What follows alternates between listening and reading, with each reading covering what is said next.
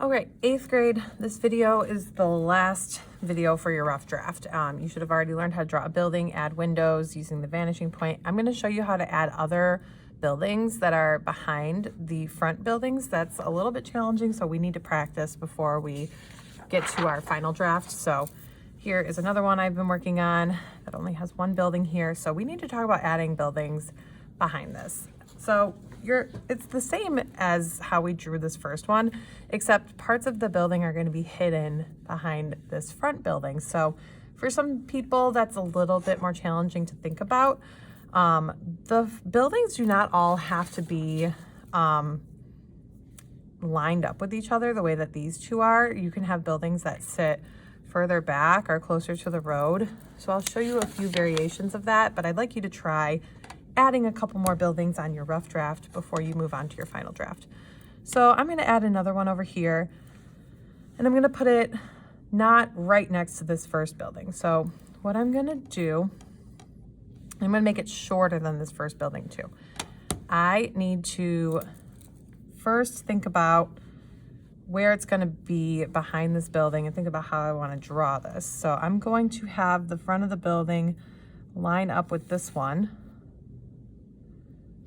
So I'm going to go ahead and draw a little line right there. That's going to be my next building, but I'm leaving a little space right here. So if you want to copy mine exactly, you can pause and go ahead and do that step. Now I'm going to draw my vertical lines coming from here. As I said, I'm going to make it a little shorter than this first building. So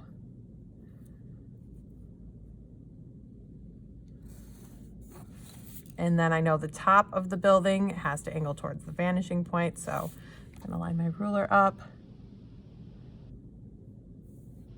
with this line and the vanishing point. And I made that a little too tall, so I have to erase that.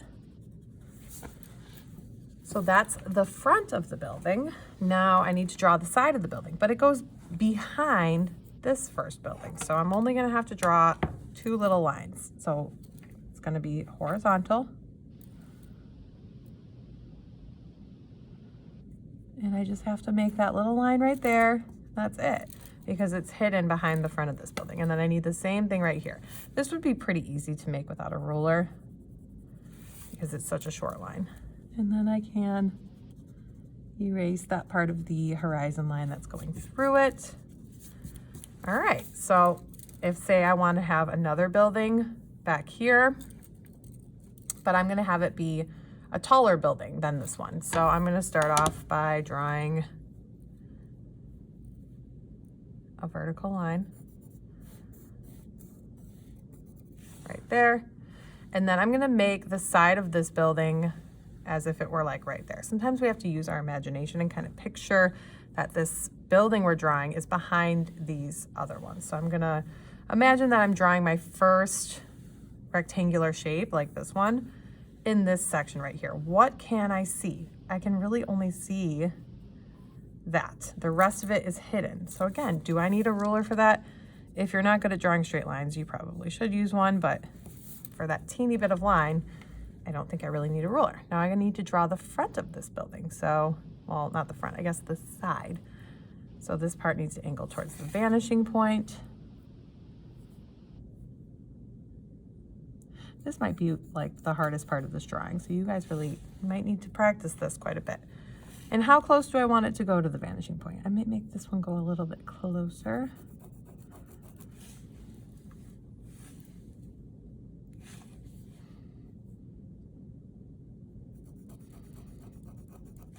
Okay, and then I need a vertical line coming down. As you get closer to the vanishing point, it gets a little more challenging because everything is really small, so make sure you have a sharp pencil.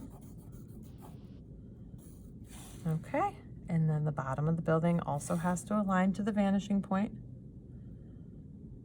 Never freehand it when you're drawing orthogonal lines. Okay,